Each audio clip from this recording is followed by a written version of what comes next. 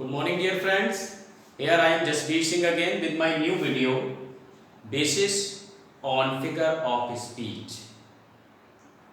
As we know that TGT PGT advertisement has been released, so this video will be fruitful not only for competitors but also class 12 CBSE and state board students also.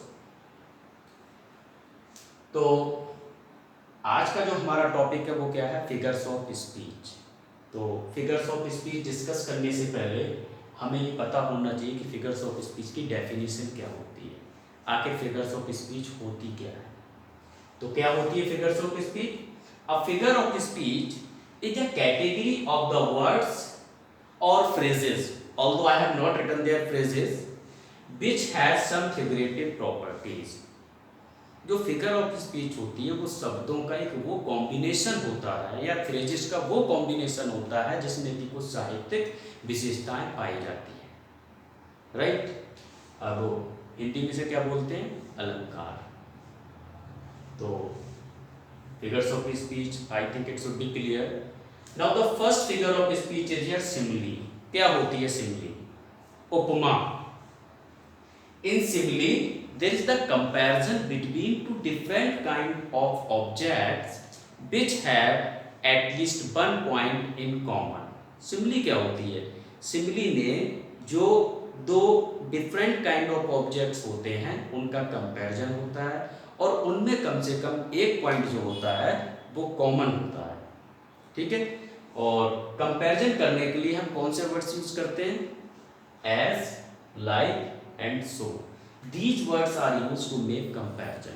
You will see here example. All the word is like a stage. अब आप देखिए जो word है और stage दोनों different object हैं और इनका comparison किया गया है और इनमें जो एक point है वो बिल्कुल common है। तो all the word is like a stage. Another example. Life is like a bed of roses. जीवन फूलों का सेज या फूलों का बिस्तर की तरह है। तो यहाँ क्या है? This is another example. Life is like a dream. जीवन जो है सपने की तरह है। तो life is another object and dream is another object and we have made here comparison. So such kind of comparisons are called simile. Another poetic device is here metaphor. What is metaphor? A metaphor is an implied simile। Metaphor क्या होता है कि simile का एक छुपा हुआ रूप होता है। क्या होता है? सिमिली का एक छुपा हुआ रूप होता है। A metaphor is the secret form of simile, right? The word as, like and so are not used in metaphor। You will see an example. All the word is a stage।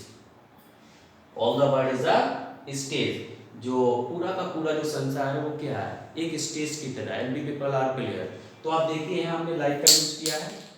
We have used here like and here we have not used. तो हम इसे indirect तरीके में बोले all the world is a stage.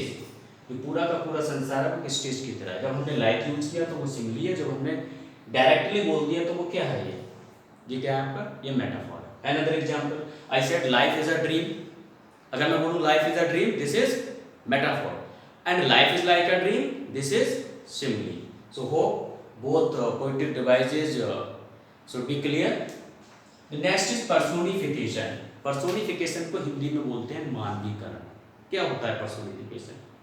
To personified any object is called personification. In this poetic device inanimate object ideas are considered as they have life। जो non living things होती हैं उनका हम क्या कर देते हैं, जो एब्स्ट्रैक्ट आइडियाज होते हैं उनका हम मानवीकरण कर देते हैं, उनको पर्सोनिफाइड कर देते हैं। जैसे मैंने एग्जांपल लिखा है, what anxiety is sitting on her face. जो चिंता है वो उसके चेहरे पर बैठी है। I think nobody might have seen anxiety sitting on anybody's face. किसी ने भी चिंता को किसी के चेहरे पर बैठा हुआ नहीं देखा होगा, लेकिन हमने क्या किया है, इस एंजाइटी को पर्सोनिफाइड कर दिया है, इसका हमने मानवीकरण कर दिया है। तो ये क्या है? ये पर्सोनिफिकेशन है, ठीक है। Another example, opportunities knocks but at once. अवसर एक बार दरवाजा खटखटाता है.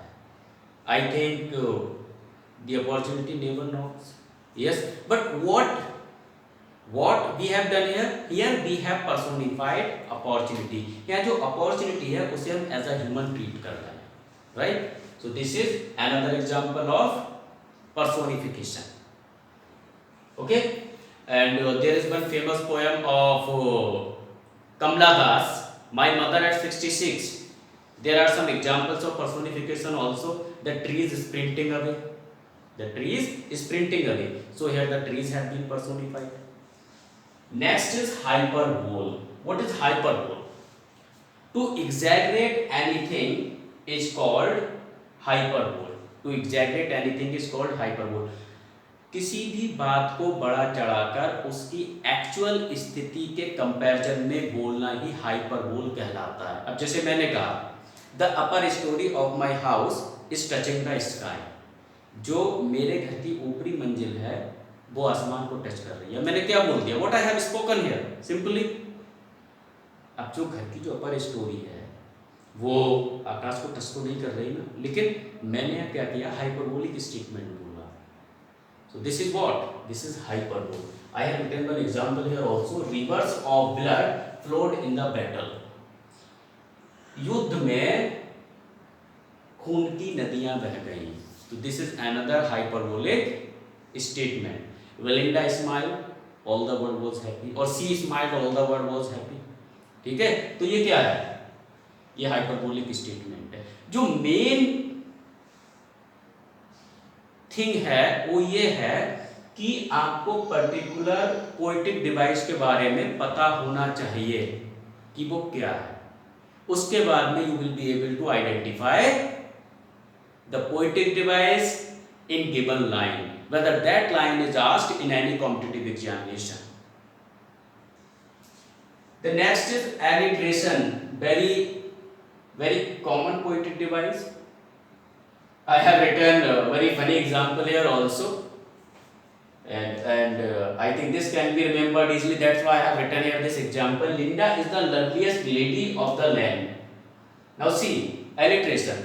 Alliteration is the repetition of consonant sound in any line. You will see here L, L, L. Many a time L sound has been repeated here. Letter has been repeated here, but sound also, it also produces the consonant sound. Okay, so this is alliteration. Hindi में से बोलते हैं अनुप्रास अलंकार. Right? Another example, how high his highness holds his haughty head. This is also another example of alliteration. Dear friends, these are some simple poetic devices like simile, metaphor, personification, hyperbole, alliteration. I have made this video to clear the concept of poetic devices. I know that I will have to go in depth also. The students must understand or must differentiate alliteration, anaphora, repetition, oxymoron, and your antithesis also. So I will come with my new video. Thank you.